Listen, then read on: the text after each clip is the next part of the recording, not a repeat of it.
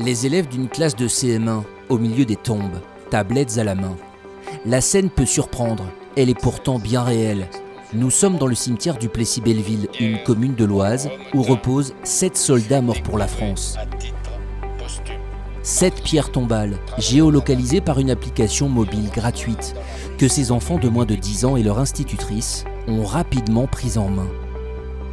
Tu dois toucher une cible et tu vérifies la tombe, ils t'expliquent leur parcours, leur histoire et tout ce que les soldats ont fait.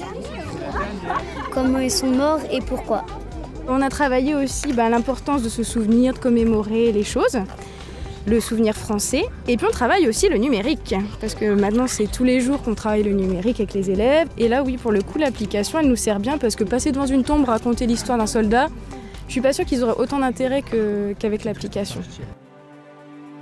Et si le cours d'histoire de demain ressemblait à cela, une mémoire vivante, un souvenir qui s'incarne dans le récit de ses multiples destins.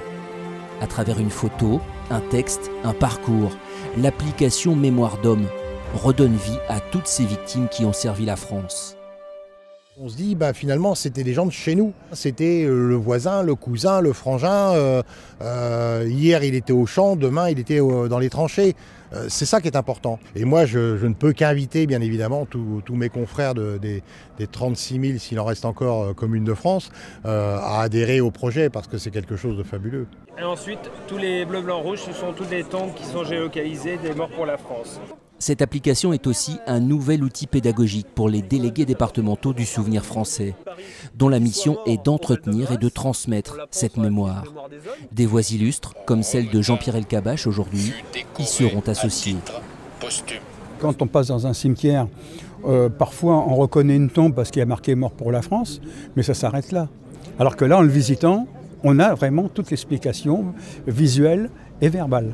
C'est fort intéressant parce qu'on ne fait pas le focus uniquement sur le défunt, mais on élargit bien, d'après ce que j'ai pu remarquer, sur son régiment et sur les mouvements. C'est une application facile d'emploi et puis je pense que c'est très, très utile, en tout cas pour conserver la mémoire de ceux qui sont morts pour la France.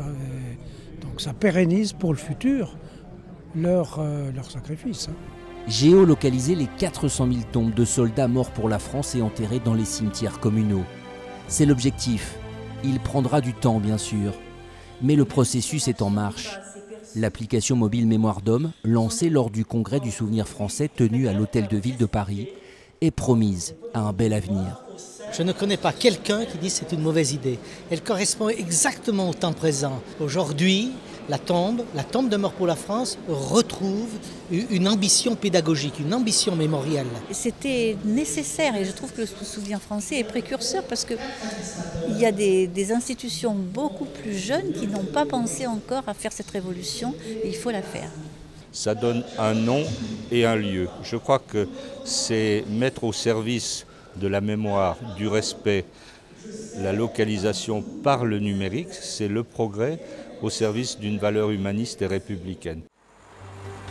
Le cimetière du Plessis-Belleville est donc le premier à figurer sur l'application mobile. Des centaines, des milliers d'autres suivront bientôt, pour permettre à toutes les communes qui le souhaitent de promouvoir leur histoire locale et de développer le tourisme de mémoire, tout en honorant les hommes et les femmes tombés pour la France.